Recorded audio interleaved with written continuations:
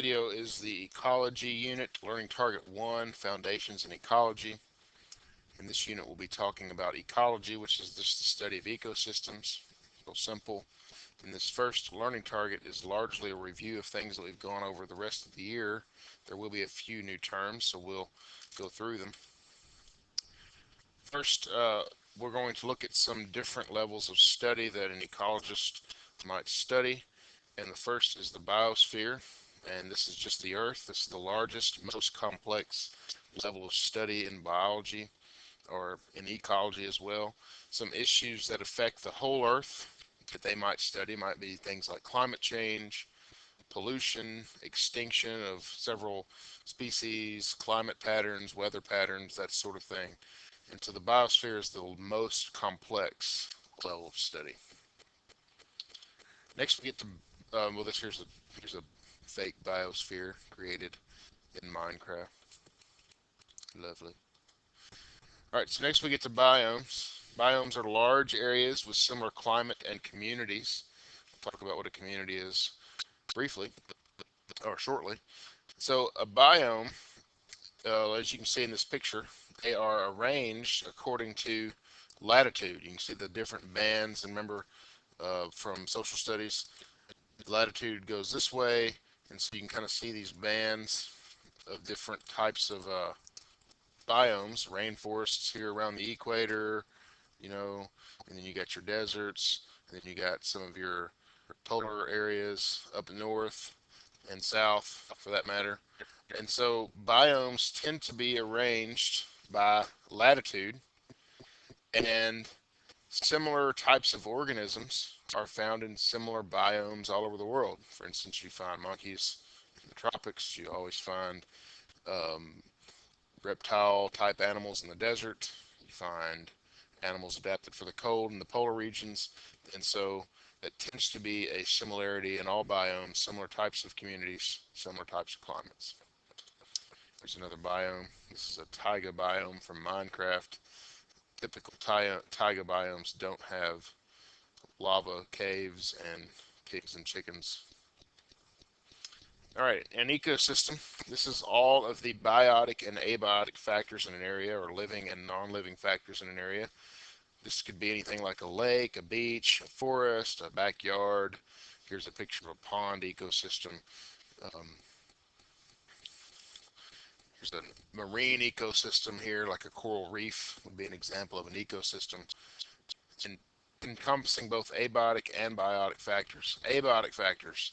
Typically, when you think abiotic factors, the first things that people list off are rocks. However, there are lots of non-living factors in an ecosystem, like climate and weather and water, other nutrients, elevation, sunlight, wind. These are all abiotic factors that can affect an ecosystem. Biotic factors are things like living things, like bears and fish, and however, we normally think of animals. However, this is like plants and also bacteria and all the different living factors that make an ecosystem work. Same as for marine systems. There's a large abiotic factor, this giant statue. And of course, biotic factors in marine systems are thousands of sharks. All right, and so under ecosystems, a couple of important terms. Habitat, this is where an organism lives, really simple. There's a bald eagle nest high up in a tree. It's very important. Part of an ecosystem is where organisms live, whether it's the tree that lives in the ground in a particular place in the forest, or the bird that lives in the tree. Habitat is very important, and following closely behind that is this idea of niche. And a niche is an organism's role in the ecosystem. And so this tree, this big old spruce tree, and you can see even inside this one tree there's going to be several niches depending on where you're on the tree. Some birds feed at the bottom, some in the middle, some at the top. These are different roles, different types of things that organisms are doing inside the ecosystem. The next level of study would be communities, and communities are all the populations in an ecosystem. You could say all the living things in an ecosystem.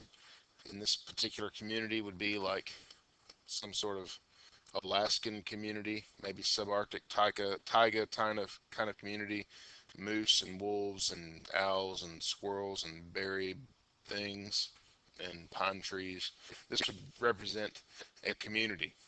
Another way of looking at this is like the entire food web, all the interactions in the community. Very important.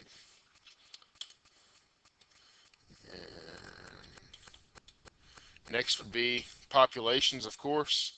All the species, all of one particular kind of species in an area. This is a population. Populations change over time. This process is called evolution.